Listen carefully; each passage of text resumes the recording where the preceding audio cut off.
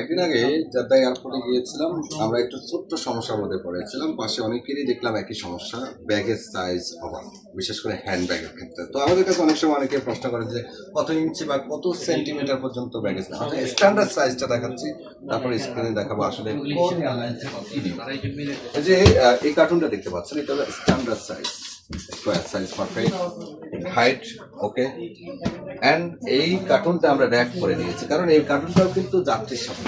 Normally Saudi airlines এবং বিমান Bangladesh airlines এই ধরনের কার্টুনগুলো অনায়াসে অ্যালাউ করে এবং ট্রাভেল করার ক্ষেত্রে কোনো ধরনের বাধার সম্মুখীন হতে হয় না। তবে অনেক সময় যদি ওভার সাইজ হয়ে যায় তখন গিয়ে একটু ঝামেলার সম্মুখীন হতে হয়। বিমান বাংলাদেশ এয়ারলাইন্স এবং সৌদি এয়ারলাইন্সের যে ব্যাগেজ রুলস আছে, খেয়াল রাখবেন এক একটা এয়ারলাইন্সের ব্যাগেজ রুলসের ক্ষেত্রে এক এক ধরনের নিয়ম থাকতে পারে, ব্যক্তিগত নিয়ম থাকতে পারে। কোনো এয়ারলাইন্স কার্টুন অ্যালাউ করে, কোনো এয়ারলাইন্স ব্যাগেজ অ্যালাউ করে বা লাগেজ অ্যালাউ করে। যাই হোক, আমরা বিমানে দেখাচ্ছি। নর্মালি বিমান বাংলাদেশ এয়ারলাইন্সে বিজনেস ক্লাসে আপনি হাতে নিতে পারবেন 10 কেজি এবং ইকোনমি ক্লাসে আপনি 7 কেজি নিতে পারবেন।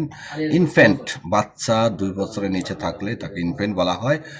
সেক্ষেত্রে এখানে নীল দেখাচ্ছে, কোনো কিছুই নেওয়ার সুযোগ দিচ্ছে না। তারপরেও ইনফ্যান্টের ক্ষেত্রে আপনি কিছু জিনিসপত্র নিতে পারেন হাতে, এতে হয়তো বাধা দিবে না।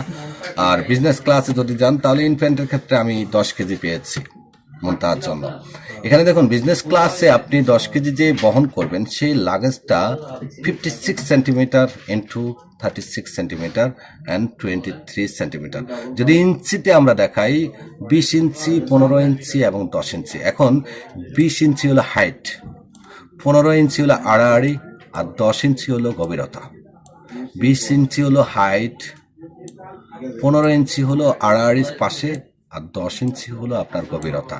এটা হলো হ্যান্ডব্যাগের ক্ষেত্রে। আর ইকোনমি ক্লাসের ক্ষেত্রে 7 KG, 56 into 36 centimetre into 23 centimetre, 20 ইঞ্চি, 15 ইঞ্চি, 10 ইঞ্চি, একই নিয়ম। আর যদি আপনি যে বুকিং লাগেজটা বা বুকিং কার্টুনটা সেখানে দেখাচ্ছে বিজনেস ক্লাস, বিজনেস ক্লাস হয়ে একটু দেখাও তো। ওকে, বিজনেস ক্লাসে বিমান বাংলাদেশ এয়ারলাইন্স অ্যালাউ করে 30 কেজি। কই 30 কেজি অ্যালাউ করে। 30 কেজিতে এখানে 30 কেজি এবং তাদের সাইজটা দেখাও না, ব্যাগের সাইজটা দেখাও। ওকে, এখানে খেয়াল করেন লেন্থ, হাইট। প্রথম হলো 62 ইঞ্চি আর 158 সেন্টিমিটার। এখানে খেয়াল করেন, উল্লেখ করে দিয়েছে 62 ইঞ্চি অথবা 158 সেন্টিমিটার ইস ফিসেস।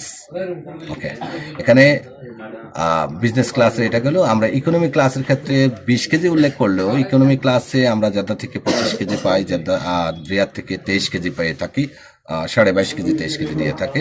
এখানে বলা হচ্ছে যে 62 ইঞ্চি পর্যন্ত 158 সেন্টিমিটার পর্যন্ত তারা ব্যাগেজ সাইজ বা লাগেজ যেটা আছে সেটা অ্যালাউ করে।